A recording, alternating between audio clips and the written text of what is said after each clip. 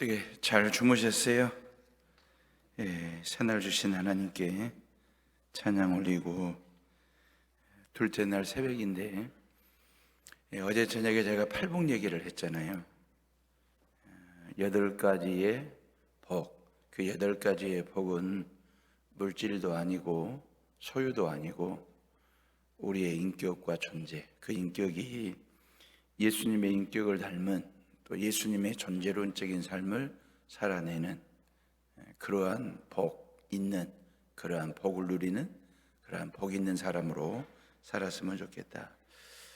팔복 해놓고 보니까 이게 음악으로 말하면 80개이거든요.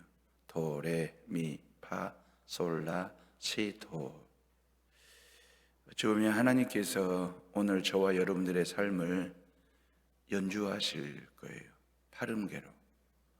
그러니까 우리가 얼른 신앙생활하면서 나는 하나님 앞에 있는 피아노일까? 아니면 내가 그 피아노 건반을 누르는 연주자, 피아니스트일까? 목회할 때에 조심스러운 것, 또 신앙생활하면서 우리가 우쭐해질 때가 언제냐면 하나님을 피아노인 것처럼 놓고 내가 연주자 피아니스트처럼 내가 원하는 88개의 건반을 내가 원하는 건반을 눌러가면서 하얀 건반, 검정 건반 눌러가면서 내가 내 인생을 연주하는 것처럼 내가 내 신앙을 연주하는 것처럼 그게 아니고 저와 여러분들은 하나님 앞에 놓인 피아노 같은 존재예요. 하나님이 피아니스트예요. 연주자. 하나님께서 오늘 하루 저와 여러분들의 삶의 현장에서 하나님이 도라는 건반 누르면 심령이 가난한 자로 복 있는 사람으로 천국을 소유한 자로 삶을 살아내라고 하나님께서 내 인생 피아노 도 누르실 때 하나님이 또 미라는 건반을 누르게 되면 심령이 가난한 자의 통에 앉아 온유한 자 그랬죠. 온유함.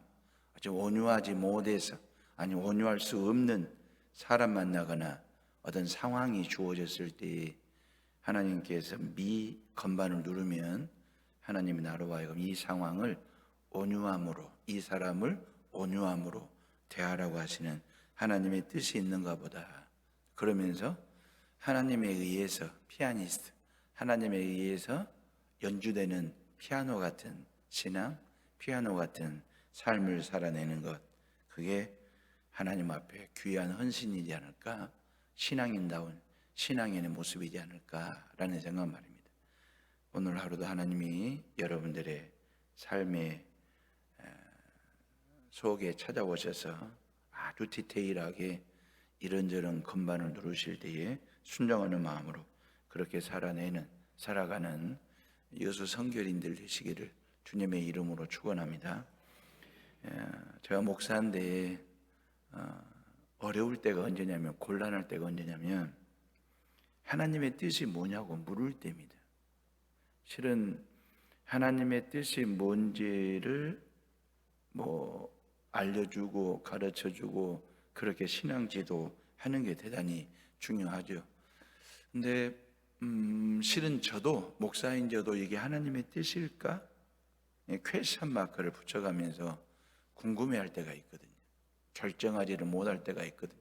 망설일 때가 있거든요. 실은 헷갈릴 때도 있거든요.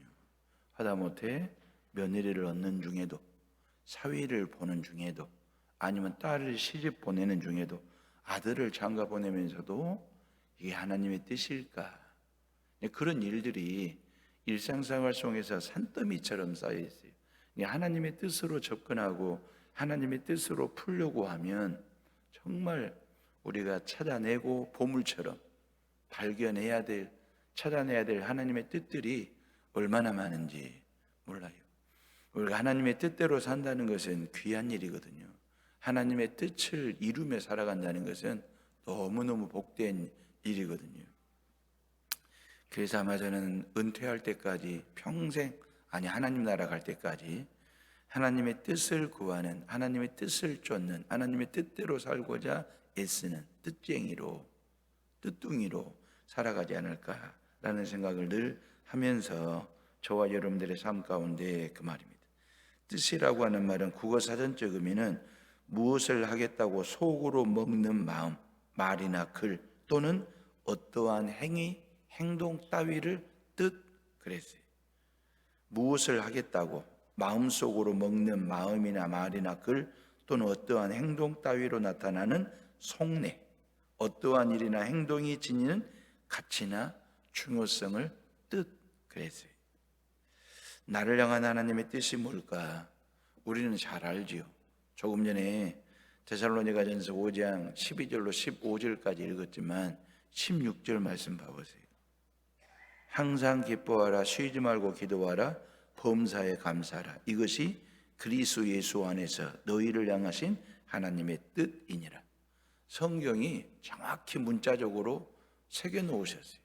새벽 예배를 나오실 정도의 어떤 신앙의 깊이와 넓이를 가지고 계신 분들이라면 하나님의 뜻이 뭔지 항상 기뻐하고 쉬지 말고 기도하고 범사에 감사하는 것이 하나님의 뜻이라고 하는 것은 달달달 외울 정도로 마음에 새길 정도로 아는 얘기예요. 근데 정말 중요한 것은 제가 오늘 이 아침에 12절로 15절 말씀을 봤거든요. 항상 기뻐하고 쉬지 말고 기도하고 범사에 감사하는 것이 그리스도 예수 안에 있는 성도들에게 주어진 하나님의 뜻이라는 건 알아요. 그보다도 이보다도 더 우선시하는 하나님의 뜻 몇 가지가 앞에 있는 것 같아요. 본문은 성경을 읽는 중에 그래서 이러이러한 뜻보다도 더 우선시해야 돼요. 아니면 더 급한 아니면 더 중요한 또 다른 하나님의 뜻이 있겠다라는 생각이 들어서 12절로 15절을 본 거예요. 탈무드에 보면 이런 얘기가 있습니다. 어느 한 부부간에 심하게 다퉈가지고 헤어지기로 했어요. 이혼하기로. 그래서 가지고 있는 모든 재산을 돈으로 만들었어요. 돈으로 만들니까 부동산이 됐든 동산이 됐든 돈으로 만들고 보니까 n분, 2분의 1로 딱 쪼개는데 아무런 다툼도 갈등도 없이 깨끗하게 2분의 1로 모든 재산을 다 나누었어요. 문제는 유대인들은 아이를 많이 낳거든. 자녀가 5이에요. 자녀를 어떻게 나눌 방법이 없어. 누가 셋 데려가고 누가 둘 데려갈 거냐. 서로 간에 5명의 자녀를 놓고 모든 재산, 부동산과 동산은 2분의 1로 딱 떨어지게 아무런 다툼 없이 깨끗하게 정리가 됐는데 자녀 5을 놓고 이게 여기서 브레이크가 걸린 거예요. 그래서 그 동네 현자, 그 동네의 어른, 랍비 같은 사람을 찾아가서 이차저차 이래저래 해서 우리 부부가 헤어지고 싶은데 이혼하고 싶은데 다 2분의 1로 쪼갰는데 나눴는데 자식이 5이어서 어찌할지 해야 될지 답을 좀 달라고 가르쳐 달라고 그랬더니 그 현자가 좋은 방법이 하나 있다고. 부부간의 사랑을 통해서 자식 하나 더 낳으면 6명이 되지 않냐고. 6명이 되면 3명씩 딱 정확히 나눌 수 있다고. 헤어질 수 있고 이혼할 수 있다고. 돌아와가지고 둘이 부부간의 사랑을 통해서 자식 하나 더 낳는다고 낳은 것이 쌍둥이를 낳은 거예요. 그래서 7이 됐어요. 7이 되놓고 보니까 또 안 돼. 그래서 하나님이 당신과 나는 헤어지지 말고 평생 살으라고 하시는 하나님의 뜻인가 보다고. 이게 탈무드에 나와 있는 이야기거든요. 이런 식으로라도 하나님의 뜻을 발견하고 하나님의 뜻에 순종해서 헤어지려고 하는 사람도 다시 화해하고 용서하고 사랑으로 묶고 단단히 다져져서 살아간다면 얼마나 좋을까라는 생각 말입니다. 오늘 읽은 본문의 말씀에 보면 13절에 있는 말씀 다 같이 한번 13절 읽어봅니다. 시작. 그들의 역사로 말미암아 사랑 안에서 가장 귀히 여기며 너희끼리 화목하라 그랬어요. 너희끼리 화목하라 그랬어요. 끼리라고 하는 말에 조금은 어감이 약간만 반감이 좀 있어요. 끼리라고 하는 말. 근데 어찌 보면 냉정하게 생각하면 너희끼리 화목하는 게 맞지요. 실은 너희끼리도 화목하지 못하면서 또 다른 제3자와 화목한다라고 하는 것은 이건 어설픈 얘기예요. 안 맞는 얘기예요. 언밸런스예요. 그러잖아요. 예를 들자면 여수 성결교회 교인들은 여수 성결 교인들끼리 먼저 화목하는 것이 맞아요. 여러분들끼리 화목하지 못하면서 어디 저기 산돌교회 교인들끼리 아니면 해오른교회 교인들이랑 같이 화목하게 지낸다? 그건 우선적이지를 못해요. 순서상 말입니다. 물론 다른 교회 교인들이나 믿지 않는 사람들 간에도 직장 내에서도 아니면 동네 이웃들 간에도 서로 화목하게 해야 될, 화목하게 하는 직책, 직분이 저와 여러분들이 있으니까 화목하게 사는 것은 당연한 거죠. 근데 성경은 분명히 말씀하죠. 1차적으로 우선적으로 너희끼리 그 말이에요. 여수 성결인들은 여수 성결교회 교인들끼리, 당회원들은 당회원들끼리, 여전도 회원들은 여전도 회원들끼리, 권사들은 권사들끼리라도, 이 끼리라고 하는 말의 의미를 그렇게 해석하면서 화목하게 사는 것. 어찌 보면 너희끼리 화목한 것은 항상 기뻐하고 쉬지 말고 기도하고 범사에 감사하는 것보다 더 우선시해야 돼. 더 먼저 해야 돼. 더 어찌 보면 중요한 그 말입니다. 어찌 보면 너희끼리 화목했을 때 항상 기뻐할 수 있고 쉬지 말고 기도할 수 있고 범사에 감사할 수 있지 않을까라는 생각 말입니다. 그런 차원에서 너희끼리 화목하라라고 하는 것.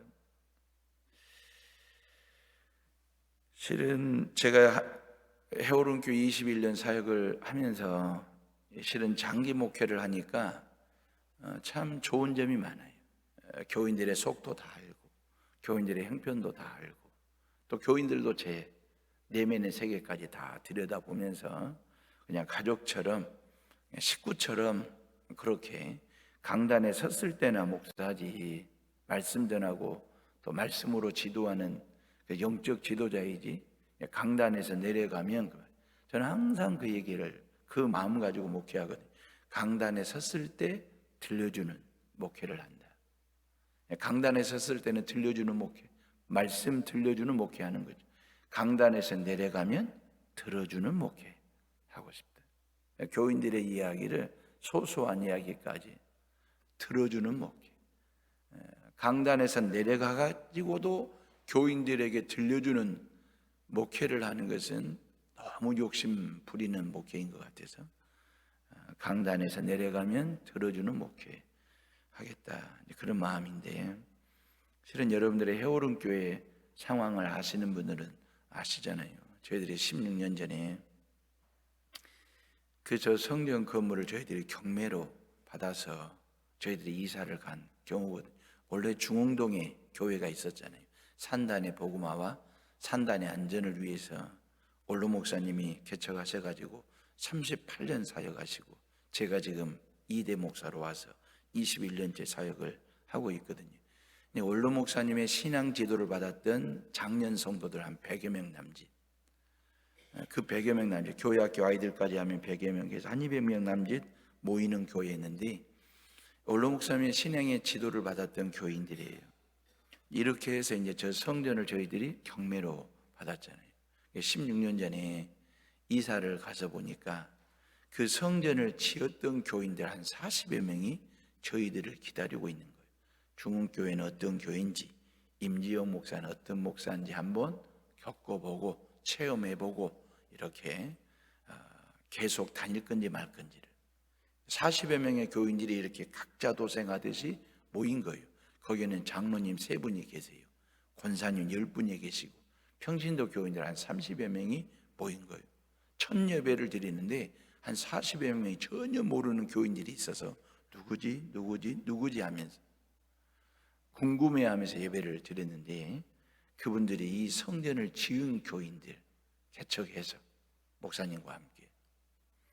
근데 이렇게 보면 전혀 신앙의 색깔이 틀려요. 전혀 신앙의 색깔도 틀리고 컬러가 틀리고 톤이 틀려요. 스케일도 다르고 그래요. 딱 보니까. 근데 너무 감사한 것은 이런 거 있잖아요. 성전을 사가지고 온 교인과 성전을 지은 교인 간의 헤게모니 싸움, 힘겨루기, 삿바 싸움 하듯이, 만약에 해오름이 그렇게 시작이 됐다면, 만약에 해오름이 저 성전에서 그렇게 출발을 했다고 한다면 하나님께서 옛날 중흥교회 100여 명 교인들과 옛날 소망교회 교인들 40여 명과 나머지 한 300~400명이 더 보태졌거든요. 지금 해오름은 요 300~400명을 하나님이 모아줄 수 있을까? 아니, 이 300~400명이 와가지고 해오름의 식구가 될 수 있었을까? 만약에 옛날 중흥교회 교인들 성전 사가지고 왔다고, 옛날 소망교회 교인들 성전을 지은 교인이라고, 이 두 그룹 간에 짱짱한 텐션을 유지하면서 갈등이나 아니면 다툼이나 아니면 긴장이나 이런 상태를 유지했더라면 또 다른 교인들이 아니면 또 다른 새가족들이 와가지고 적응하고 그냥 자리 잡고 해오른 교회를 다니려고 맘먹었을까? 저는 그럴 수 없을 거라고 생각합니다. 실은 성전 안에 한 지붕 안에서도 교인들 간의 다툼과 싸움으로 인하여 교회가 쪼개지기도 하고 분열되기도 하고 갈라서기도 하고 새롭게 개척하기도 하고 난리이거든요. 근데 전혀 신앙의 색깔이 다르고 이런 톤이 다른 그런 두 그룹의 교인들이 해오름이라는 이름으로 모여가지고 화목하게 지냈어요.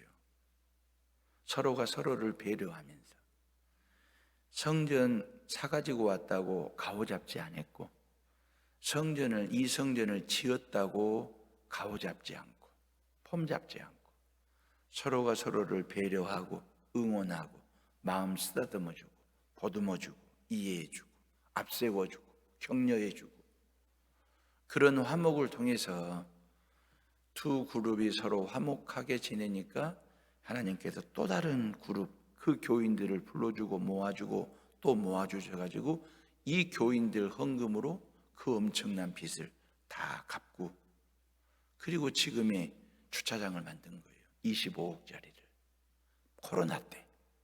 코로나 때 교인들이 똘똘 뭉쳐가지고 목사님 우리 다음 세대를 위해서 이 코로나가 언제 끝날지를 모르는데 저 주차장 땅을 계약을 했는데 코로나가 일주일 만에 터진 거예요. 모든 전국 교회들이 다 교회 문 닫았지 않습니까? 실시간 영상으로 예배가 시작됐지 않습니까? 이 코로나가 언제 어떻게 끝날지 누구도 예측할 수 없는 팬데믹 상황이었지 않습니까? 그럼에도 불구하고 우리 14분의 장로님들이 시무 장로님들이 그리고 온 성도들이 마음을 하나로 딱 뭉쳐주고 화목한 생각으로 목사님 이때 아니면 언제 그리고 새 성전도 올 수리를 한 거예요. 주차장 공사 25억 공사를 끝내놓고 1년 후에 또 새 성전이 아니라 성전 리모델링을 통해서 다음 세대들을 위해서 준비하는 일들을 했습니다. 이유가 뭘까?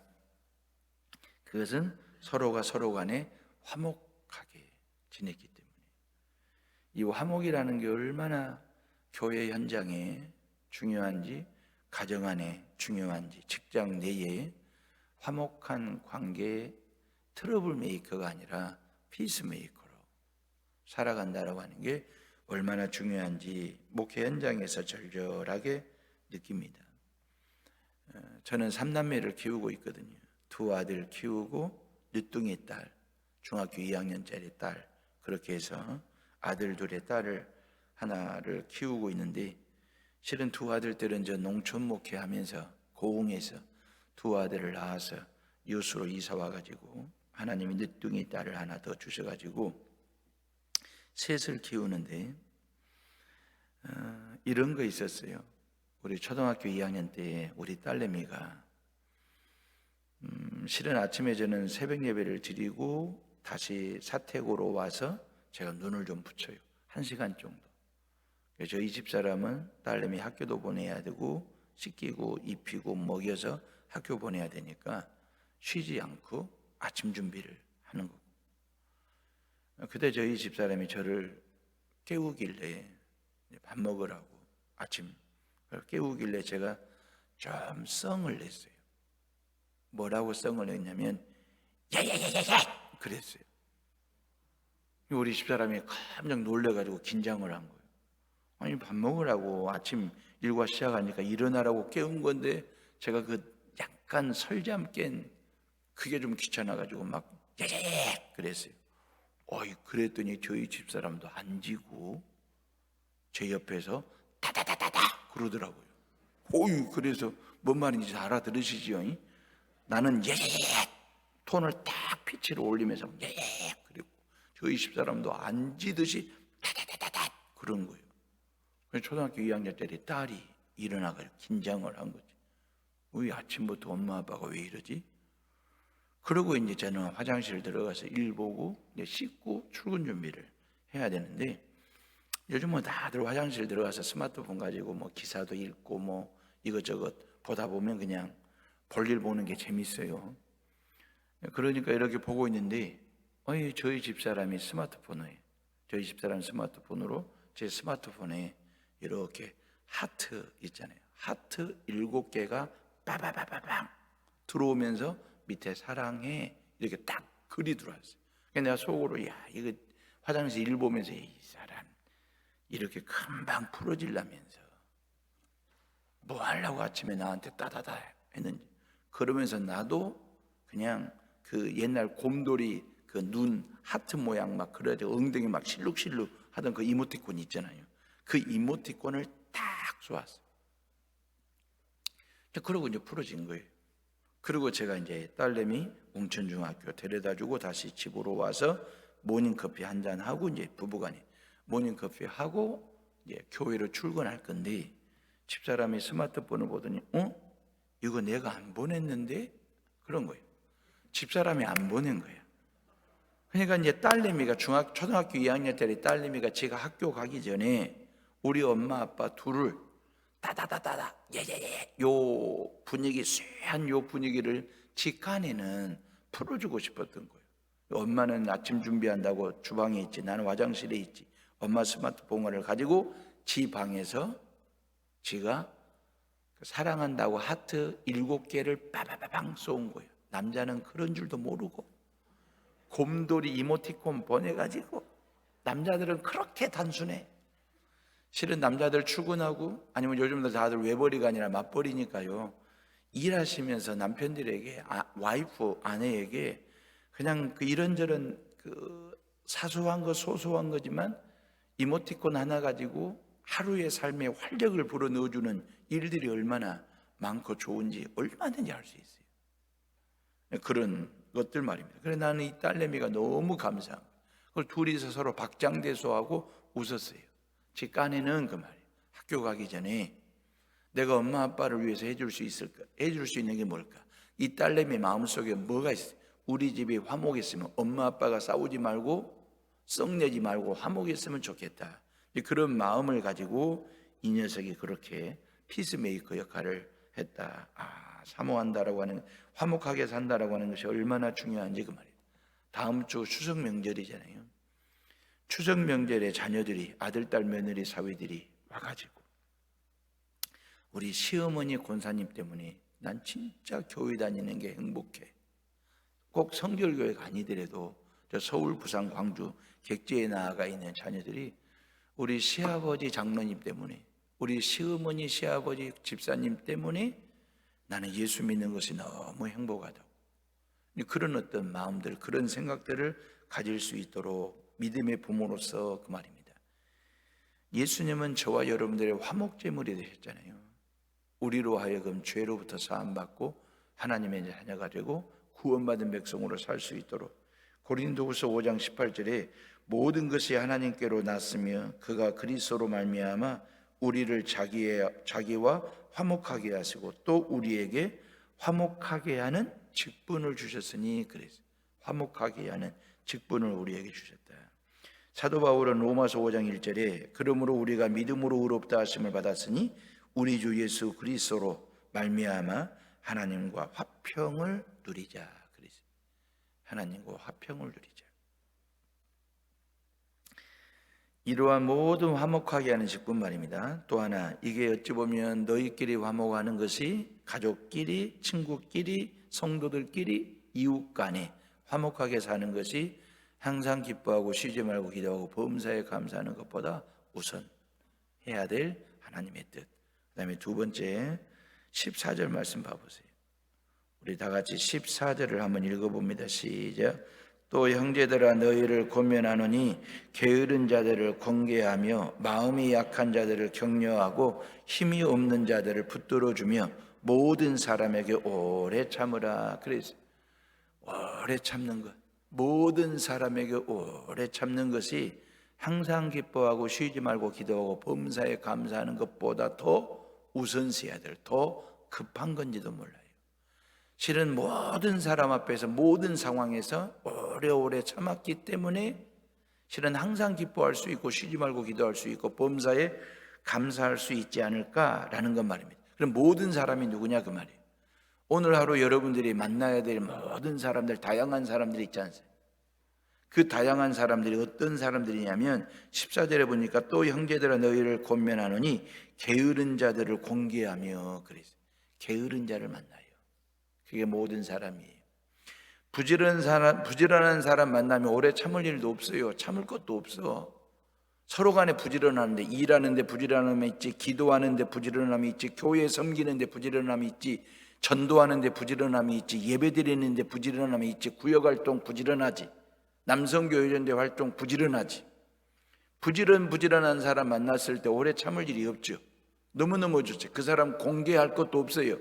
권면할 것도 없다 그 말이에요. 왜? 부지런한데 천성적으로 부지런하든 후천적으로 부지런하든 그 탁월함에 있어 부지런하면 뭐 권면하고 공개할 필요가 뭐 있겠어요. 다음 주에 며느리를 만났는데 그 며느리가 부지런해. 너무너무 부지런해. 그러면 권면할 것도 없어요. 근데 게으른 며느리도 있고 게으른 자녀들도 있을 수 있잖아요. 손주들 중에, 아니면 교인들 중에, 아니면 오늘 여러분들이 만나는 직장 동료 중에 일하는데 너무 게으른 거야. 교회를 섬기는 데 있어서 너무 게으른 거야. 교회학교 교사인데 너무 게을러. 그랬을 때 그 말입니다. 성경은 뭐라고 말씀하세요? 권계하라 그랬죠. 권면, 권계라고 하는 말은 원어적 의미는 바르게 잡아주고 가지런히 붙들어주고 그런 뜻이에요. 이 사람이 게으름에서 벗어나 부지런해질 때까지 권면하고 권계하는 게 저와 여러분들에게 주어진 사명이에요. 뭐 하면서? 오래 참으면서. 진짜 오래 참으면서. 21년 동안 제가 한 교회 목회를 하고 있잖아요. 21년 동안 참는 대상이 있다니까요. 아니, 해오름교회 교인들이 저를 보고 21년 동안 참으면서 신앙생활을 하고 있는지도 몰라.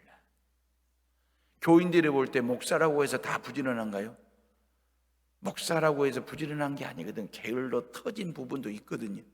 그럼에도 불구하고 해오름교회 교인들이 21년 동안 오래 참고 기다리고 또 기다리고 있어요. 아닌 저도 그러고 있고 서로 간에 권면하고 서로 간에 권계하면서 말입니다. 얼마나 그러한 일들이 많은지. 근데 왜 이런 거 있잖아요. 왜 우리 구역 식구 안에, 왜 우리 여전도회 안에, 왜 우리 남성교회 안에, 왜 우리 당회원들 안에 영적으로 신앙적으로 부지런한 사람들만 여수 성결교회 안에 다 모아주면 참 좋을 텐데 그 교인들 중에는 부지런한 교인들도 있지만 게으른 교인들도 있거든요. 왜 하나님이 나에게 눈에 띄게 했을까? 왜 그런 사람 만나게 했을까? 왜 그런 구역 식구 만나게 했을까? 그런 교인 만나게 했을까? 그것은 하나님께서 나를 사명자로 보신 거죠. 이 게으른 사람이 영적으로 부지런해질 때까지 권면하고 공개하는 사명, 뭐 하면서? 오래 참으면서. 그게 하나님 아버지의 뜻이에요. 모든 며느리가, 모든 사위가, 모든 아들, 딸들이 다 마음에 들 수는 없어요. 손주들이. 할아버지, 할머니 앞에서 손주들이 부지런히 공부하면 얼마나 좋아요. 근데 애들이 부지런히 스마트폰 갖고 게임하고 있거든. 천불납니다. 쉽지 않은 일입니다. 그럼에도 불구하고 오래 참고 부지런해질 때까지. 또 하나, 모든 사람은 누구 있냐면 봐보세요. 마음이 약한 자들을 격려하고 그랬어요. 마음이 약한 자들. 그랬어요. 모두가 다 마음이 강하면 얼마나 좋겠어요. 마음이 똑 부러지고 마음이 야물차고 마음이 강하면 얼마나 좋겠어요. 근데 마음이 약한 사람들이 있어요. 그 마음이 약한 사람들을 뭐요? 격려하고 그랬거든요. 격려할 때 오래 참으면서 격려하셔야 돼요. 그 마음이 강해질 때까지. 기도가 강해지고 신앙이 강해지고 삶이 강해지고 모든 삶에 있어서 강함으로 무장이 될 때까지 그 말입니다. 세상은 말이에요. 직원 한 사람을 뽑아도 세상은 말입니다. 사업을 하고 일을 하면서도 그 일터에서 그 말입니다. 게으른 사람이 있거나 마음이 약한 사람이 있으면 그냥 퇴사를 시킵니다. 아웃을 시킵니다. 그걸 격리를 합니다. 마음이 약하면. 모든 면에서 약한 자를 세상에 놀리는 세상의 모든 것들은 격리를 시켜요. 근데 교회마저도 그 말입니다. 저 사람이 기도가 약하고 말씀이 약하고 신앙이 약해, 봉사가 약해. 그 사람을 격리하면 안 돼요. 성경은 말씀하여 격리하지 말고 격려하라. 뭐 하면서? 오래 참으면서. 그게 하나님 아버지의 뜻이래요. 정말 하나님 아버지의 뜻이라고 말씀하시고 또 말씀하셨어요. 그 다음에 또 한 사람이 누구이냐면 힘이 없는 자들을 붙들어 주며 그랬어요. 힘이 없는 자들을. 대한민국 국민만큼 힘을 숭배한다 할 정도로 힘을 갖고자 힘을 쓰고자 하는 기질적으로 말입니다. 국민성이 그래요. 이제 그 힘을 갖고 힘을 쓰고자 하는 그 국민성이 지금의 한국 경제를 만들어냈고 지금의 한국이라는 나라를 만들어낸 건 사실이에요. 모든 분야에서 탁월함이 있어요. 뭐 재치발랄함도 있고 재능도 있고 지혜로움도 있고 여러 가지 달란트, 능력도 있고. 그래서 지금 이 대한민국이 세계 속에 으뜸가는 나라가 되었는데 그 말입니다. 그러다 보니 얼마나 많은 사람들이. 그래서 우리는 힘력자, 한문으로 힘력자지만 우리나라 사람들은 그냥 학교를 다녔으면 되는 거예요. 그 학교 졸업했으면 되는 거예요. 근데 우리 이걸 학력이라고 얘기해요. 거기에다 꼭 힘을 보태. 학력이라고 얘기해요. 돈 가지고 있으면 돼요. 돈 많으면 돼. 근데 이걸 우리는 재력이라고 얘기해요. 돈이면 돈인 거거든요. 재화를 가지고 있으면 그냥 그건 거예요. 근데 거기에다 우리는 힘력자를 붙여가지고 이 재화가, 이 돈이, 이 금덩어리가 엄청난 힘을 가지고 있는 거죠. 힘 맞아요. 근데 거기다 재력이라고 경제력이라고 력자를 붙여요. 그 사람이 이러이러한 삶을 살아온 지난날의 삶에 이력이 있어요. 경력이 있어. 근데 그 경력이 있어요. 그 스펙에다가 힘력자를 붙여가지고 경력이 되고 이력이 돼요. 어떤 누군가 정치적인 힘을 가졌어요. 그럼 우리는 권력이라고 얘기를 해요. 교회마저도 력자를 붙여요. 영력. 그래서 기도에 영빨이 있는지 설교에 영력이 있는지 없는지 그래가지고 교회 안에서도 힘 있는 사람, 힘 가진 사람, 힘쓰는 사람, 영적, 영적인 파워, 영적인 힘을 가진 사람이 그렇게 말이에요. 그렇기 때문에 힘을 가진 자들을 인정하고 존경하듯이 따르듯이 그런 성향의 그런 기질이 그런 분위기들이 교회 안에도 더러 있더라 그 말이에요. 근데 오늘 말씀이 뭐라고 했어요? 힘이 있는 자가 아니라 힘이 없는 자 그랬어요. 힘이 없는 자들을 뭐하라고? 붙들어주며 그랬어요. 하나님께서 왜 나에게 힘없는 사람을 만나게 했을까? 그것은 붙들어주는 버팀목 같은 역할을 하라고. 실은 저와 여러분들이 꼿꼿하게 서서 신앙생활하고 제가 목회 가능한 이유는 뭐냐면 성부, 성자, 성령 삼위, 성부, 성자, 성령, 하나님과 예수님과 성령님이 저의 버팀목이 되어주고 계시거든요. 붙들어주고 계시고 산발이처럼 견고하게 든든하게 삼위일체 되신 성부, 성자, 성령 하나님이 저를 붙들어주시고 버티게 해주셔서 지금까지 목회하고 있고 앞으로도 목회할 거거든요. 마찬가지예요. 저와 여러분들의 신앙에도 그 말입니다. 하나님께서 왜 나에게 힘없는 사람을 만나게 하셨을까? 붙여주셨을까? 그것은 나로 하여금 붙들어주는 사람이 되라고. 뭐 하면서? 오래 참으면서. 실은 오래 참으라고 해서 제가 목회 가능합니다. 여러분들 신앙생활이 가능합니다. 만약에 죽기까지 참으라고 했으면, 죽을 때까지 참으라고 했으면, 죽으면서까지 참으라고 했으면 참을 수 있겠어요? 게으른 자 만났을 때 혼면이 되겠어요? 마음이 약한 자 만났을 때 격려가 되겠어요? 힘이 없는 자를 만났을 때 붙들어 줄 수 있겠어요? 죽으면서까지, 죽기까지 참으라고 했으면, 죽는 일은 예수 한 사람으로 족하다 그 말이에요. 예수님만 죽기까지, 예수님만 죽으면서까지, 예수님만이 죽으면서까지 참고 또 참으셨어요. 저와 여러분들의 죄 앞에서. 우리가 주님 앞에서 뻘짓 다 했거든. 하나님 아버지 속 뒤집어 놓은 것 한두 번이 아니거든. 우리가 하나님 앞에서 지은 죄가 말입니다. 하나님 앞에서 우리가 지은 행위들 말이에요. 그 죄의 행위들을 모아놓고 보면 말입니다. 참으시면 안 돼요. 응징하시든지 보복하시든지 징벌하시든지 그래도 될 일이거든. 근데 예수님은 말입니다, 죽으면서까지, 죽기까지 참으셨어요.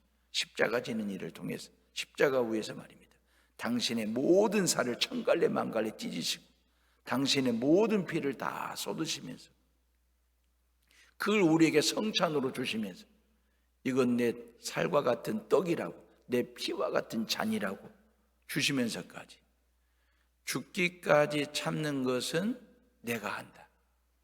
그러니 너희들은 오래 참기만 해. 그게 하나님의 사랑이거든요. 꼭 참으세요. 꼭 참으면 하나님께서 당신의 복을 꾹꾹 눌러서 채워주실 거예요. 꼭 참으세요. 꼭 참으면 하나님께서 꼭 복을 주십니다. 반드시 게으른 사람이 부지런해질 때가 옵니다. 마음이 약한 자가 마음이 강해질 때가 옵니다. 힘이 없는 자가 힘을 가진 자가 될 때가 옵니다. 언제? 내가 오래 참고 꼭 참고 꼭 참고 있으면 그리 된다라고 하는 거예요. 야고보서 5장 7절에 보니까 주님께서 강림하시기까지 길이 참으라 그랬어요. 우리는 초림 시대를 산 사람이 아니잖아요. 재림 시대를 살고 있잖아요. 예수님이 언제 재림하실지, 그 재림하실 때까지 야고보 사도가, 예수님의 친동생 야고보가 우리에게 뭐라고 말씀하시냐면 길이 참으래요. 오래 참으라고 말씀하시고 또 말씀하셨어요. 마지막에 보면 우리 15절 말씀 다 같이, 15절을 한번 다 같이 봅니다. 시작. 삼가 누가 누구에게든지 악으로 악을 갚지 말게 하고 서로 대하든지 모든 사람을 대하든지 항상 선을 따르라. 그래서 항상 선을 따르래요. 항상 선을 따르는 것이, 이거 해야 기뻐할 수 있고 쉬지 말고 기도할 수 있고 범사에 감사할 수 있어요. 실은 12절, 13절, 14절, 15절에 하나님의 또 다른 뜻을 이룰 때에 실은 16절, 17절, 18절로 나아갈 수 있는, 항상 누구를 대하든지 모든 사람을, 내가 누구에게든지 악으로 악을 갚지 말게 하고 서로 대하든지 모든 사람을 대하든지 항상 뭘 따르라고? 선을 따르라 그랬어요. 선을 따르라. 제가 우리 아들한테, 큰놈 아들한테, 너는 항상 따르면 돼. 누굴 따를까요? 제 며느리 이름이 선이거든. 양신대 양선 그래요. 너는 선이만 따르면 돼. 아닌 게 아니라 요즘 젊은 사람들은 거의 와이프 중심의 라이프 스타일을 보게 되는데, 우리가 말하는 이 선은 누구를 말하냐면 성경에 예수 그리스도를 말씀하시. 예수 그리스도를 따르는 것이 하나님 아버지의 뜻이에요. 예수님만 따라가시면 됩니다. 예수님만 앞세우면 됩니다. 예수님보다 앞서가시면 절대 안 됩니다. 신앙생활하면서 예수님을 뒤로 제끼고 봉사하든 선교를 하든 전도를 하든 헌신을 하든 예배를 드릴 때에도 항상 여호와 하나님을 앞세우는 것. 시편 16편에도 9절에 그랬잖아요. 여호와 하나님을 항상 앞세우면 그 하나님 여호와께서 네 마음에 기쁨을 주고 네 영을 즐겁게 할 것이며 네 육체를 온전케 하시겠다라고 말씀하시고 약속하셨거든요.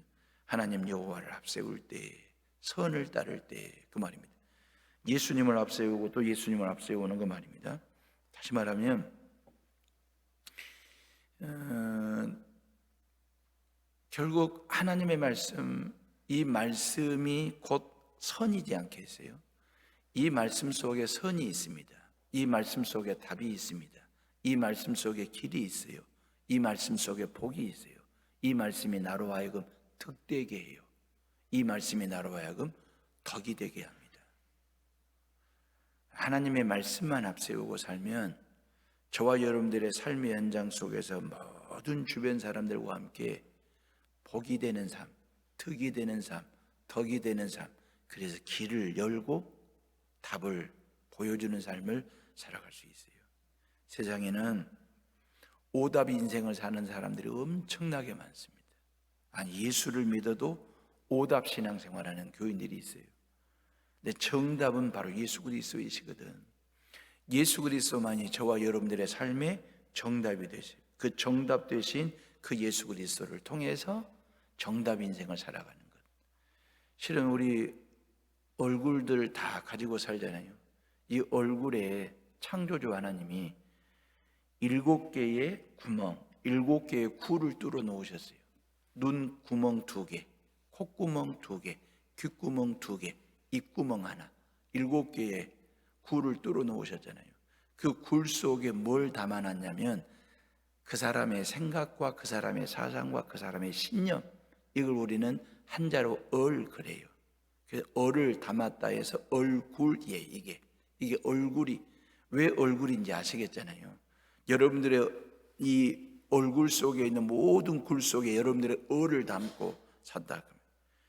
근데 눈빛을 보면 이 사람에게 얼이 있는지 없는지, 그 사람이 말하는 말을 들어보면 그 사람만의 사상과 생각과 신념이 있는지 없는지 들어보면 알아요. 눈빛을 보면 알아요. 얼이 없어. 그걸 얼 빠진 인간이라고 얘기를 해요. 말을 하는데 얼이 없어. 그 얼 빠진 말이에요. 그러면 세상 사람들, 저와 여러분 모두가 다 얼굴 가지고 살잖아요. 그럼 우리는 얼굴만 가지고 사는 존재냐 그 말이에요. 얼굴을 넘어 여러분들의 굴 속에 하나님께서 영을 담아주셨잖아요. 영굴을 가지고 살아야 되지 않겠어요? 오늘 여수 성결인들을 만나는 여수 시민들 모두가 다 예수 믿는 사람들, 성결교회를 다니는 교인들의 눈을 보면 얼만 있는 게 아니라 성령으로 꽉 차 있는, 입에서 나오는 말들이, 귀로 듣는 말들이, 코로 호흡하는 모든 것들이 로아, 성령 하나님의 호흡을 통해서 그 말이에요. 그래서 얼굴을 넘어 영굴을 가지고 살아가는, 눈 속에 하나님의 선이 있어. 그건 선굴이 되는 거지. 눈 속에 하나님의 뜻을 꽉 채우고 살아. 말 속에 하나님의 뜻이 배어나와. 그러면 뜻굴이 되는 거이지 않겠어요? 여수 성결교회를 다니는 모든 교인들의 얼굴에 있는 굴 속에는 하나님이 채워주신 복이 있어요. 복이 꽉 차 있어. 그거 복굴이지. 세상 사람들은요, 얼굴만 가지고 살아도 돼요. 얼 빠진 사람이 아니라 얼굴만 가지고 살아도 돼. 그 사람들 얼굴 가지고 평생을 살 사람들이. 근데 저와 여러분들은 그래도 하나님 믿는 사람들인데, 예수 믿는 사람들인데 세상 사람들과 좀 결이 다르게 살아야 되지 않겠어요? 뭔가 좀 격이 다른 삶을 살아야 되지 않겠어요? 그 다름의 결과 격이 뭐겠어요? 여수 성결교회 교인들과 함께 직장 생활을 해보면, 사업을 해보면, 이웃으로 살아보면 정말 여수 성결교회 교인들의 눈 속에는 그 말이에요. 하나님의 영이 꽉 차 있고, 하나님의 복으로 꽉 차 있고, 하나님의 뜻이 있고, 하나님의 선하심이 있는 그런 교인들의 모습을 보면서 그 말입니다. 그렇게 살아가고 그렇게 살아내는 그 말이에요. 유대인들은 서로 간에 인사할 때 데오 볼렌토, 그 인사를 하는데, 데오 볼렌토, 이것은 하나님의 뜻이라면, 그런지 하나님의 뜻이라면 늘 그렇게 인사한대요.